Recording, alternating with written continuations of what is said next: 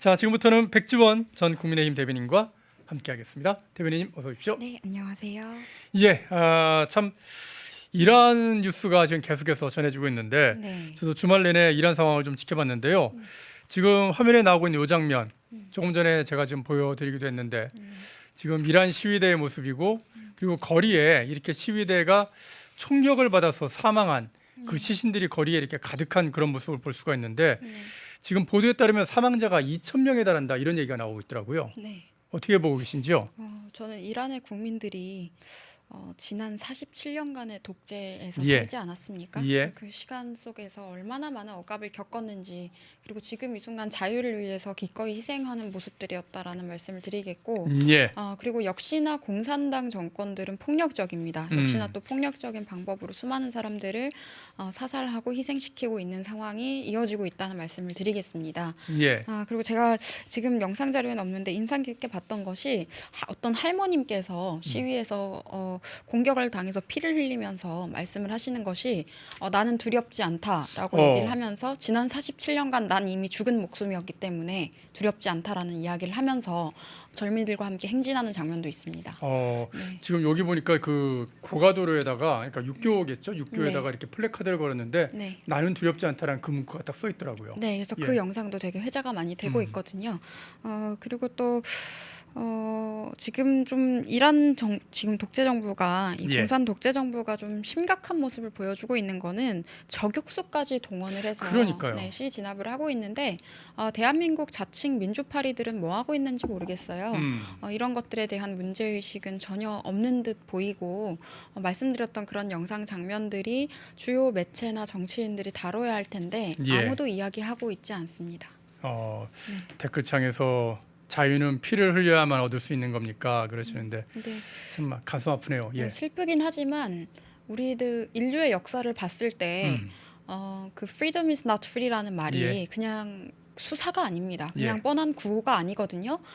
정말 때로는 수많은 희생을 감내해야 우리의 자유를 다시 복구할 수 있는 때도 있는 게 아닌가라는 생각이 들고 또 네팔과 이란에서의 이런 자유혁명들을 보면서 지금 대한민국에서 정치한다고 하는 사람들의 그 나약함에 대한 생각도 해봤습니다. 나약하다. 네, 어떠한 변화도 만들지 못하고 그 기득권에 기생하는 자들이나 그 기득권을 유지하고 있는 공산 세력이나 같지 않나라는 생각도 들었고요. 예. 지금 희생자 중에서 00년대생들, 90년대생들도 희생이 많이 되고 있습니다. 비슷한 연배시겠네요. 예. 네, 제 또래들이 희생이 되는 것들을 봤는데 또 오는 길에는 01년생 여성의 사망 소식을 확인을 했습니다. 그리고 지금 공산주의들이 무슬림과 공산주의가 결합을 하면서 여성에 대한 전체주의 폭력이 아주 악랄한 수준이었거든요. 예. 그런데 이런 부분들에 대해서 자칭 페미라고 하는 그 여성파리 세력들도 입 닫고 있는 상황이 참 우습죠. 근데 이게 한국만 그런 모습을 보여주는 게 아닙니다. 서구에서 민주당이나 좌파 세력에 기생했던 그 리버럴 그리고 페미니스트라고 주장하는 그런 세력들이 제대로 된 입장이 안 나오고 있어요. 하마스 추종하면서 팔레스타인 이야기하는 거 선호했었던 사람들이 지금 이런 주제에 대해서는 전혀 얘기하고 있지 않고 쉬쉬하고 있는 게 참 우습고 사실 팔레스타인에 있는 많은 사람들의 자유 같은 것도 트럼프 대통령을 통해서 최근에 해소가 된 일이 있었는데 예. 그런 것들도 아예 언급하지 않고 있는 모습은 전 세계 좌파들이 하는 행태가 똑같은 것 같습니다. 아니 시위대를 향해서 저렇게 저격수들이 총을 쏴서 네. 2,000명 아까 바디백이라고 해서 시신을 담는 그런 네. 그 가방들이 잔뜩 거리에 있는 거를 이제 볼 수가 있었는데 네. 저런 상황에도 입을 닫고 있다. 참 얼마나 위선적인 사람들인지 알 수가 있고요. 사실 자유를 지키기 위한 과정 자체가 매일매일이 전쟁입니다. 예. 제가 최근에 이제 아예 다른 일을 하는 정치와 거리가 먼 일을 하는 또래들과도 대화를 나눴는데 예. 그러면 어떻게 해야 되느냐라고 물어봤는데 제가 말씀드렸던 것이 우리가 지금 매일매일 각자의 일을 하고 있는 이 순간조차도 우리가 투쟁하고 있는 상황이라고 저는 생각한다고 말씀을 드렸습니다. 같은 가치관을 공유하면서 사회 곳곳에서 본인의 역할을 하는 것 자체가 지금 우리가 이 기득권에 저항하기 위해서 매일을 고군분투하고 있는 과정이라고 생각을 하고요. 참 저는 대한민국의 청년들이 결코 다른 국가의 청년들 못지 않다고 생각을 합니다. 예, 그 예. 결기랄까요? 용기라는 것이. 그런데 각국에서 희생을 감내하고 변화를 만들어내는 모습들을 볼 때 물론 이런 열전 양상도 있지만 제도적으로도 혁명을 이뤄낸 나라가 저는 지금 미국이라고도 생각을 하거든요. 그런 여러 장면들을 봤을 때 우리도 할 수 있지 않나? 왜 무능한 선배 세대에 반드시 의탁해야 할까라는 고민도 요즘에 많이 하고 있습니다. 예. 그나저나 이렇게 희생자가 속출하는 상황에 대해서 트럼프 미국 대통령이 이란을 도울 준비가 됐다 이런 얘기를 하시더라고요. 네. 그리고 나니까 이란 정부가 바로 또 트럼프한테 전화를 걸어서 뭐 협상을 하자 뭐 이런 얘기가 나오고 있는 것 같던데 자 지금 트럼프 미국 대통령의 이란에 대한 어떤 그런 계획들 어떤 게 나오고 있습니까? 일단 지금 많은 분들이 우리나라도 트럼프 대통령과의 연대나 트럼프 대통령의 액션을 기대하셨던 분들이 1년 이상 지금 그런 분들이 많지 않습니까? 예. 그런데 제가 여러 가지 국가 사례로 베네수엘라나 이란의 사례로 설명을 할 수 있는 것은 예. 우리가 먼저 바꾸지 않으면 모릅니다. 바깥에서는 이 나라가 체계를 갖고 있는 정상 국가인 것처럼 보이는 가능성이 높기 때문에 내부에서 국민들이 직접 행동하지 않으면 어떠한 우방국들로부터의 도움이 이루어지는 과정도 매우 어렵습니다. 가만히 있는데 그런 일이 생기면 그냥 내정 간섭밖에 되지 않는 거기 때문에 그런 상황이 있다는 것도 말씀드리고 이란에서 먼저 이 혁명 같은 상황들이 계속 유지가 되고 있는 상황이기 때문에 트럼프 대통령이 도움이 필요하다면 돕겠다라는 걸 직접 본인 소셜에 트루스 소셜에 올렸고요. 예. 그리고 지금 이란 독재 정부가 심각한 것은 지금 왕정 복고와 함께 지금 자유민주화 운동이 혁명이 이루어지고 있지 않습니까? 그렇다 보니까 그 관련 연설이 있었어요. 지금 이란 정부의 여러 가지 독재 행위라거나 예. 공산 독재 행위를 비판한 연설이 있었는데 그게 예정된 시간 전에 인터넷을 다 셧다운을 시켜버렸습니다. 인터넷을 셧다운을 시켜버리면서 그때 지금 이란에서 인터넷이 잘 안 되는 상황들이 발생을 했었는데 그때 일론 머스크가 스타링크를 보내서 다시 인터넷을 사용할 수 있도록 도와줬었고요. 예.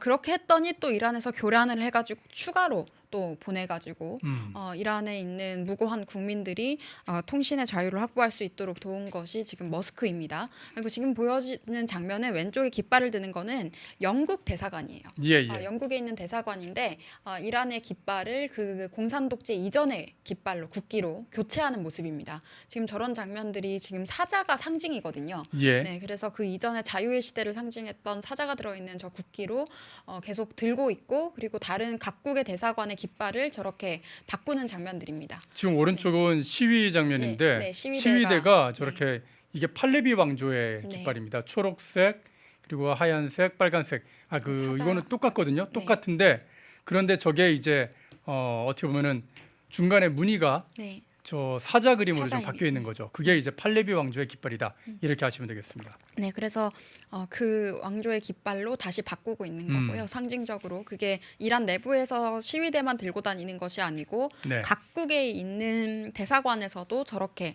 이란 사람들이 직접 바꾸고 있는 상황이 있다. 그리고 저 왼쪽은 지금 영국에서 벌어진 상황입니다. 그러면 이게 지금 이란 국민들은 팔레비 왕조가 복권되기를 지금 바라고 있는 건가요? 어떻게 보시나요? 제가 보기에는 그 자유민주화로 가는 길에서 여러 가지 제도적인 방법들이 있습니다. 네네.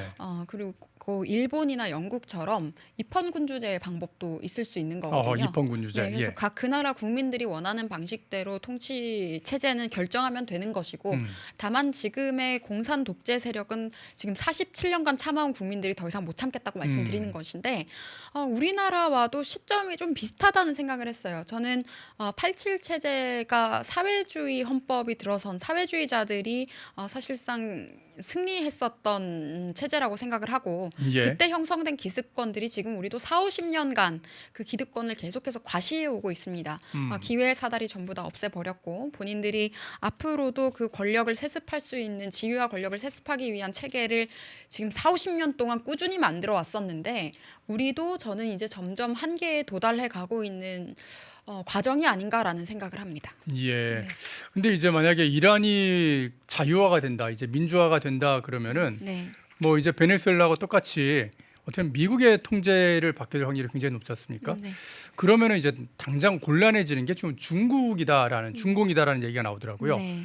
왜냐하면은 베네수엘라의 석유의 한 80%를 수입하던 게 중공이었고 또 이란의 석유의 거의 90% 가까이를 수입하고 있는 게 중공인데 네. 그러면 이란과 베네수엘라의 석유를 가져오던 그 중공이 이제 어떻게 보면 수입처를 잃게 되는 그런 상황이거든요. 그래서 중공이 굉장히 좀 많은 타격을 받을 거기 때문에 이란이 이렇게 자유민주화되는 거를 그냥 좌시하지는 않을 거다. 그런 얘기도 나오더라고요. 네, 그렇기 때문에 과거부터 세계 3차 대전이나 이런 가능성을 이야기했을 때 결국에 이게 다 엮여 있는 거예요. 이 네네. 공산 독재 국가들이 본인들끼리 연대를 하고 있는 과정 속에서 마약 범죄라거나 그리고 여기에 석유 같은 문제도 지금 같이 들어가 있는데 한국 국제부 기자들, 리버럴 기자들 참 저는 제대로 공부 좀 하고 보도했으면 하는 것이 네. 무슨 트럼프 대통령이 원유를 뭐 탈취하기 위해서 그 원래 석유를- 미국에서 개발한 건데. 네, 석유에 대한 야욕으로 뭐 베네수엘라 어쩌고 이런 이야기를 하던데 예. 그럼 북한의 언어를 답습하는 것밖에 안 돼요. 중공과 북한의 언어라고 생각을 하고요.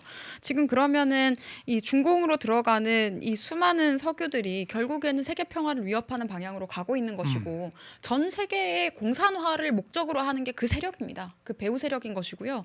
그렇기 때문에 이 자원 전쟁에 있어서도 저는 우리 우방국들을 지지하는 게 당연히 맞다고 생각을 하고 그리고 이게 또한 범죄 자금으로도 이용이 되고 있고 예. 또 신아편 전쟁이 이미 벌어졌다라고 제가 말씀드렸는데 지난 10년간 중국산 마약에 의해서 미국이 얼마나 오염이 됐는지 우리 그랬죠. 우방국들이 얼마나 오염이 됐고 지금도 미국에서 특정 도시들 가보시면은 펜타닐에 취해가지고 사람들이 고꾸라져 있어요. 좀비같이. 아니 한국도 여전히. 지금 뭐 중국에서 넘어오는 게 틀림없는 그런 마약들이 곳곳에서 발견되고 있지 않습니까? 네, 지금 한국도 오늘도 제주도에서 뭐 목함이 발견됐다. 근데 뭐 혐의 없음인가 알 수 없음 뭐 이런 식으로 예, 판결을 그 본인들이 결론을 짓듯이 경찰이 얘기를 해버렸는데 지금 1년간에 제주도에 마약 더미가 마약 다발이 계속 밀려 들어왔다고 기사들이 예. 너무나도 많이 나왔어요. 근데 누가 밀려 들어옵니까? 밀어 보낸 거죠. 밀수밀매를 하기 위해서. 그러니까 그런 식의 과정들이 우리나라가 더 이상 마약 청정국이 아니다를 넘어서서 마약 거래의 거점이 되어가고 있는 게 가장 큰 문제고 그걸 주도하는 세력이 중공이라는 게 큰 문제인 것입니다. 이번에 캄보디아 사태를 통해서도 보셨지만 중국 범죄 세력들이 근처에 있는 지금 각국에 끼치는 피해가 어마어마한 것이고 우리나라도 그 피해에 노출이 되어 있는 상황이고요. 그리고 이런 국제 정세나 여러 가지를 고려를 했을 때 참 한국이 앞으로 우리가 외교적으로 취해야 할 스탠스라는 것은 아주 명확하거든요. 근데 지금 이재명 정부는 정반대로 가고 있지 않습니까? 네, 정반대로 가고 예. 있고 우리가 이것이 뉴스다에서도 작년 9월쯤인가요? 그때 관세 협상이 결렬되면서 우리가 방송할 때도 말씀을 드렸지만 유럽이나 미국의 주요 정치 전문지들을 보면은 그때도 이미 한국이 우방국 자유진영 우방국과 함께할 것인지 베이징을 추종할 것인지 결정해야 한다라는 여러 가지 논평들이 쏟아져 나왔습니다. 심지어 프랑스 르몽드에서도 그런 이야기를 했었는데 그 이후에 그런 거 뭐 하나도 신경 안 쓸 것 같긴 하지만 이 정부라는 게 결국에 지금 보여주는 게 확실한 친중 스탠스를 보여준 거고요. 또 지금 무인기 관련해서도 심각합니다. 제가 볼 때는 무인기 관련 정보를 제가 오늘 국회 측을 통해서 들은 내용으로는 네. 중국산이라고 하더라고요. 그 아, 무인기가. 그런 얘기가 있더라고요. 네, 그 무인기가 중국산이라고 하는데 우리가 또 생각을 해보면 중국인들 중에서 관광객이나 유학생으로 위장한 간첩들이 국가 주요 시설을 드론으로 촬영을 했다거나 그리고 한미 연합 훈련할 때 그 박사 과정, 뭐 석사 과정이라고 하는 중국인들이 불법 촬영을 해서 중공에게 예. 넘긴 것들이 다 적발되지 않았습니까? 오히려 이게 좀 북한을 좀 자극하려고 띄워가지고 네. 북한을 몰래 촬영한 건 아닌가 그런 생각도 들더라고요. 자극하기 위해 띄웠을 수도 있고 그냥 이런 트리거를 하나 만들기 위해서 북한과도 공유하면서 일부러 이런 쇼맨십을 보여줬다라고 저는 생각을 했습니다. 왜냐하면 김여정의 반응이 바로 나온 것이 좀 이상했었거든요. 예. 뭐 알아서 잘 처신했다라는 식으로 우리의 마음에 들게 처신은 하긴 했다. 잘못은 했지만 이후 처신이 이재명의 처신이 난 마음에 들었어라는 게 지금 김여정의 입에서 나온 말이기 때문에 그리고 이재명이 그동안은 온갖 중공 간첩이나 마약 이슈나 여러 가지 문제가 있어도 엄단을 해야 된다느니 TF를 꾸려야 된다느니 호들갑을 떨었던 말만 적이 했죠, 없죠. 말만. 그런데 지금은 호들갑을 떨고 있습니다. 좀 과할 정도로 내국 우리 국민들을 처벌할 수 있는 기회라고 생각했는지 모르겠지만 그런 식으로 프레임 씌우는 선동을 대통령이라는 사람이 나서서 하고 있는 상황이었고 그래서 여러 가지 국제 정세가 아주 시끄럽게 돌아가고 있고 위태롭게 돌아가고 있다라는 것도 말씀드리겠습니다. 예. 펜앤마이크에서 추천하는 영상도 보고 가세요. 다른 영상도 즐기시려면 구독 버튼을 꼭 눌러주세요.